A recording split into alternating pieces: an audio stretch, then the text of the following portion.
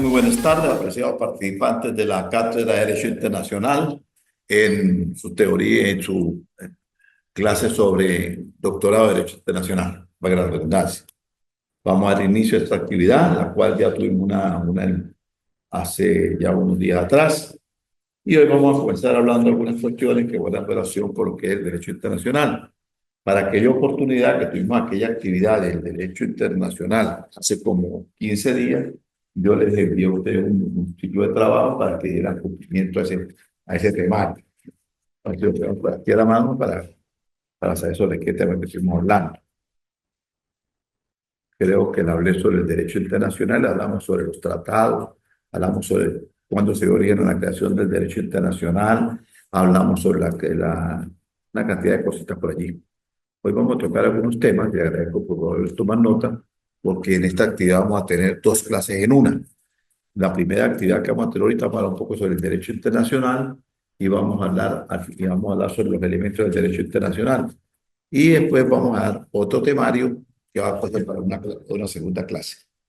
Cuando demos esta clase, que es la primera, va a tener que enviar un trabajo mínimo de 6 cuartillas con respecto desde el punto de vista de lo que estamos tratando acá, más el proceso que ustedes tendrán que investigar al respecto. Para ese trabajo deben de enviarlo más tarde del día 2 de mayo hasta las 10 p.m. en el lapso para enviarlo. 10 p.m. próximo 2 de mayo. Dicho esto, pues vamos a entrar entonces en materia y vamos a dar inicio hoy sobre lo que es el derecho internacional, que habríamos hablado el día anterior. Vamos a refrescar un poquito las ideas anteriores.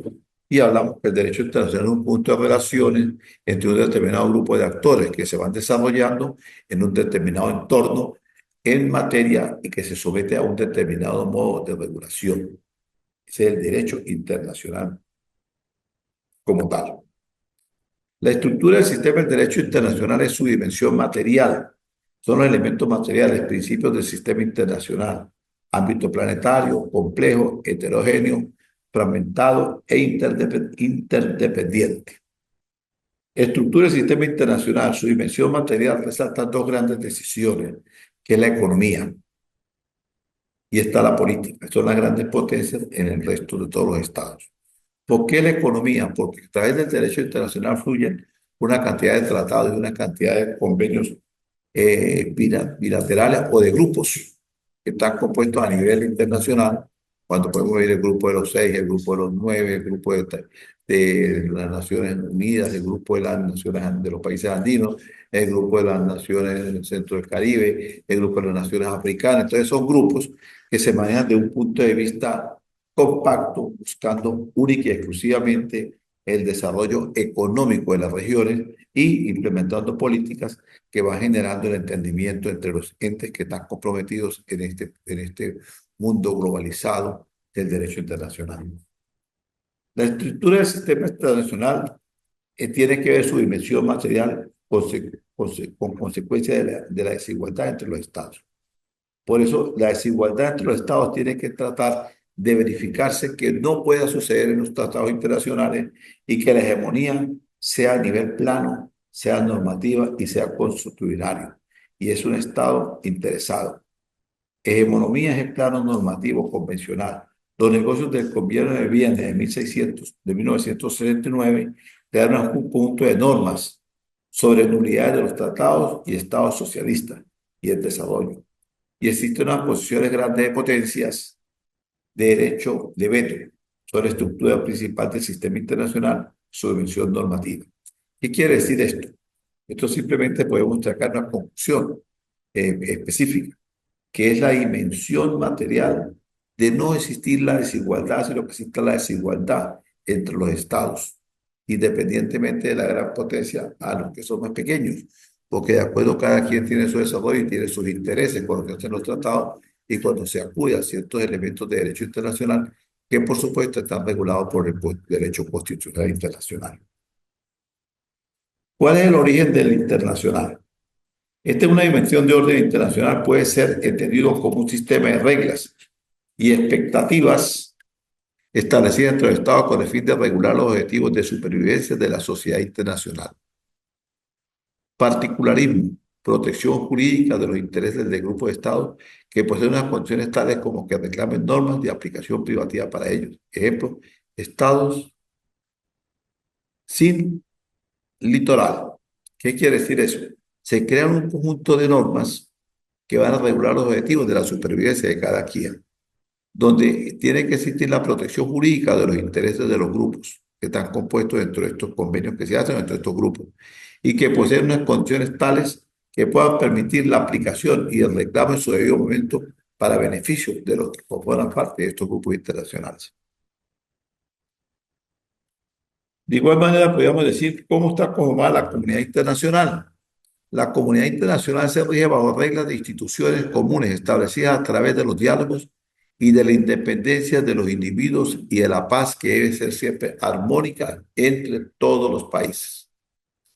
Por eso siempre hablamos que siempre debe prevalecer el derecho humano, el derecho humanitario que tiene que ir en beneficio de todos los ciudadanos de diferentes naciones que forman parte del derecho internacional. Por eso cuando hablamos del derecho internacional humanitario, por eso podemos decir que es por ello que la Carta de las Naciones Unidas tiene como en sus propósitos principales el arreglo pacífico entre las controversias. Esto está establecido en su artículo 1, numeral 1, artículo 2, numeral 3, y la extensión de uso de la fuerza que ponga en peligro la paz y la seguridad internacional, lo cual está establecido en el artículo 2, numeral 4, en igual sentido, la disponibilidad de la Carta de los Estados Americanos en su literal B, artículo 2, y en los literales 1, F y del artículo 3. Igualmente, la Carta de las Naciones Unidas y la Carta de los Estados Americanos disponen entre sus articulados una serie de medios y vías y métodos a forma de pacificación para solucionar los diversos conflictos internacionales que se pudieran presentar entre los medios, entre los miembros de una comunidad internacional. De esta manera, el artículo 33 de la Carta de la ONU expresa las partes de una controversia cuya continuidad sea susceptible de poner en peligro el mantenimiento de la paz y la seguridad internacional, tratarán de buscar soluciones ante todo mediante la negociación de investigaciones y mediaciones y conciliaciones, buscando inclusive para ellos el arbitraje, el arreglo judicial u otros medios pacíficos de su elección. Eso está establecido en la Carta de la Organización de Estados Americanos. Y así sucesivamente existe una cantidad de normativas y de articulados que se utilizan para evitar cualquier conflicto que pueda lesionar las relaciones dentro del derecho internacional con los diversos estados.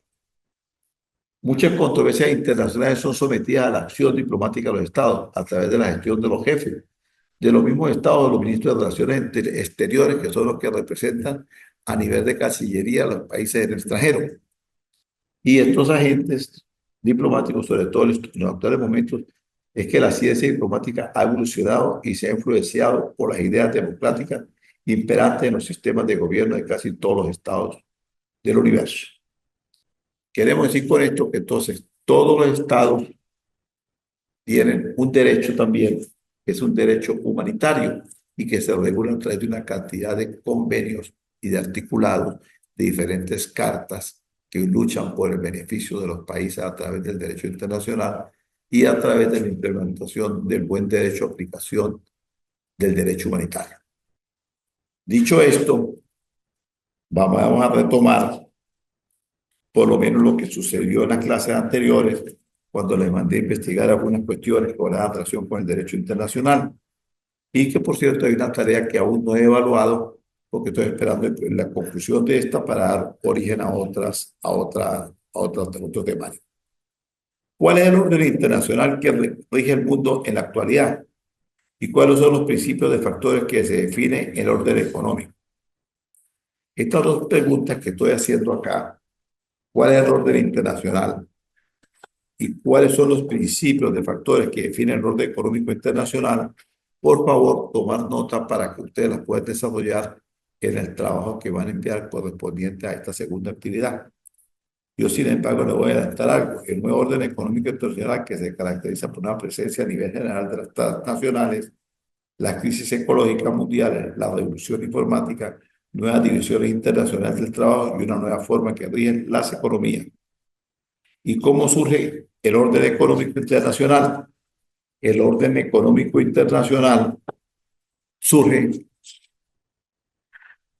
en el nuevo orden, que fue la expresión acuñada en la Sexta Asamblea Especial de la ONU en el año de 1974 y cuatro, y que hace referencia de modo genérico a las peticiones que presentaban los países subdesarrollados a los desarrollados relativamente a las reglas de funcionamiento de la economía internacional. ¿Qué sucede con esto? Los países subdesarrollados acuden a los países desarrollados y presentan una cantidad de normativas que vayan en beneficio también de ellos y no en desventaja. Eso va a ser lo que decíamos inicialmente, ahorita empezando la actividad académica, que es la igualdad, evitando por toda la desigualdad, porque no tendría ningún asidero que países subdesarrollados puedan entrar en términos competitivos de igualdad con los países desarrollados, pero sí pueden competir siempre y cuando buscando ciertos beneficios que los desarrollados le den a los desarrollados para que esto vaya en crecimiento. Ahorita por lo menos está de moda las cuestiones arancelarias impuestas por el presidente de los Estados Unidos de Norteamérica y lo cual pues, coloca en desventaja a muchos países pequeños en el desarrollo político, social y económico y algunas grandes potencias, lo cual ha traído como consecuencia una reconsideración y está ahorita en la palestra pública llegar a tratar de mediar si fue un error o fue una premura por lo que se hizo inicialmente para apartar esa área, que se llamó la guerra de los aranceles económicos, porque de repente se implementaba también buscando un crecimiento económico más viable para Estados Unidos de Norteamérica, por cuanto había sido un país que había estado dando todo el tiempo la ayuda y las prebendas a los demás países, pero que iba en deterioro de su economía y de su desarrollo. Entonces, estas políticas pues traen como consecuencia ajustar un poco más los libres mercados y buscar mayor ingresos también para el país de Norteamérica a través de los aranceles y la implementación de algunas medidas que estaban desviando y que ponían en peligro su crecimiento, su estabilidad económica, política. Y esto pues se puede hacer, pero siempre y cuando lesionar de una manera tan fuerte a un país que está en pleno desarrollo y que sabe ver en competencias desiguales para poder sacar sus productos a un mercado internacional.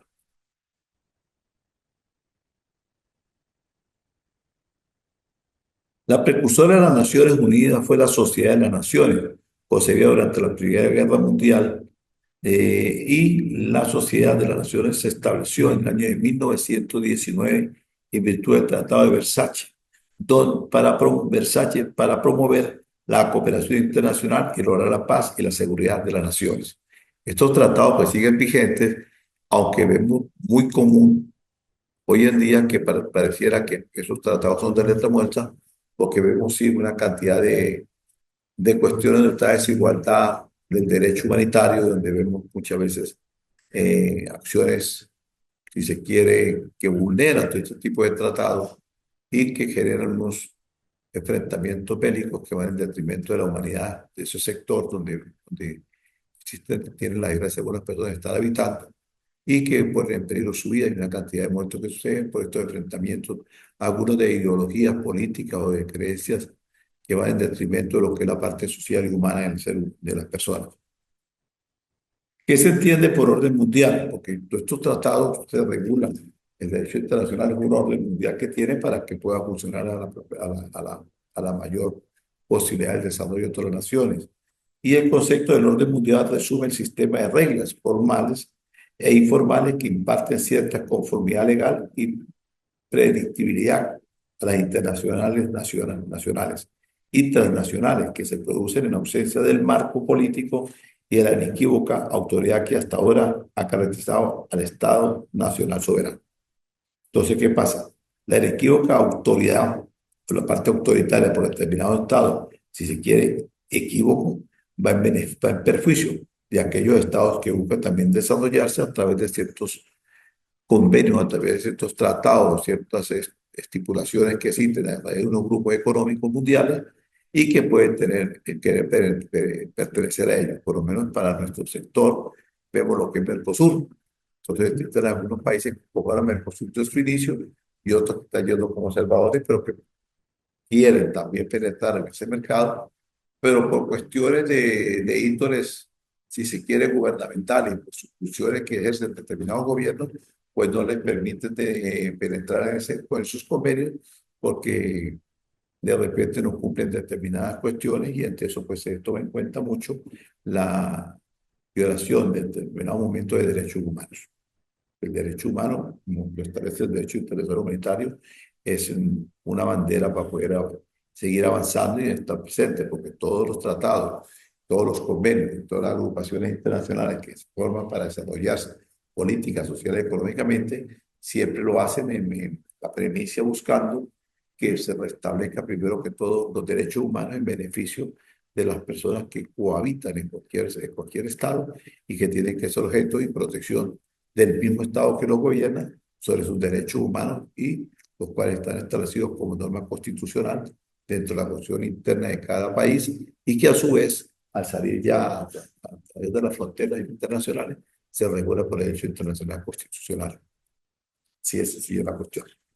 Dicho esto, pues vamos a tocar un otro temita más para que ustedes puedan desarrollar algunas actividades referentes a la cuestión del trabajo que estoy enviando para el segundo tema.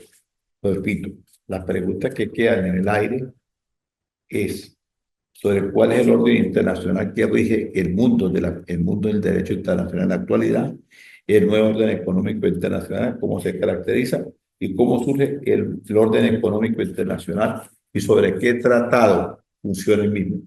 ¿Qué se entiende por orden mundial y cómo se llama la primera organización internacional creada en beneficio de la sociedad internacional? Esas son las cinco o seis preguntas que vamos a desarrollar en el segundo tratado.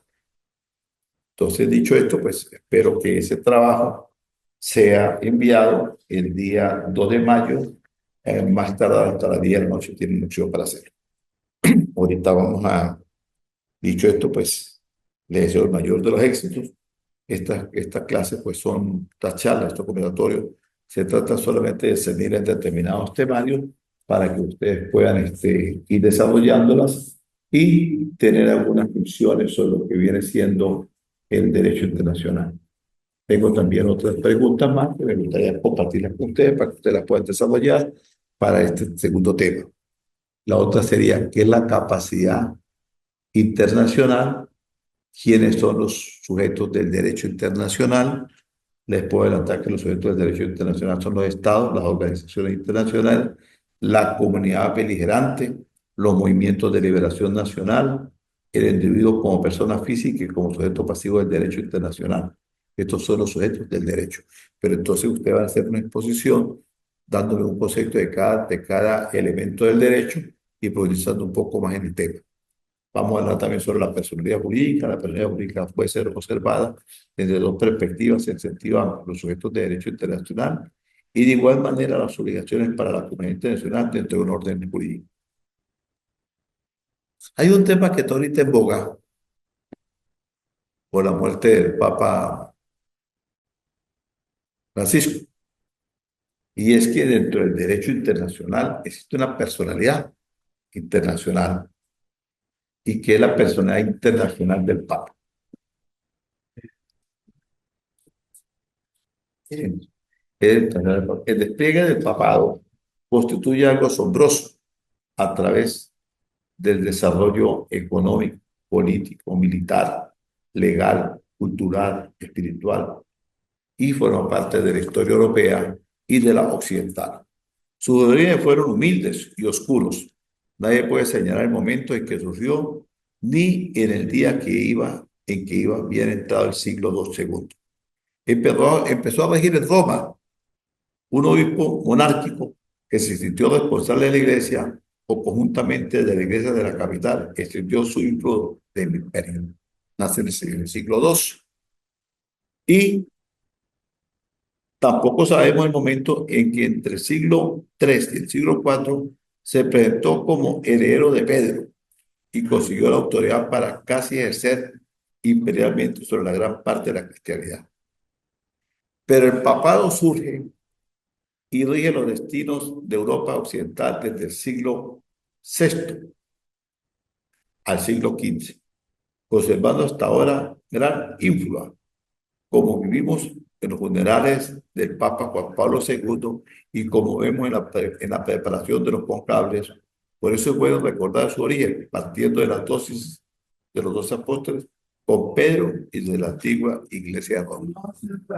Para nadie es un secreto que para aquel entonces Pedro, discípulo de Cristo, se denominaba el hombre piedra y se le dio aquel calificativo porque se dice que a través de la creación de la Iglesia Católica y que se dice que el Papa representa a Pedro como formador de la Iglesia Católica, fue la primera piedra para dar origen al nacimiento del cristianismo a través de su iglesia.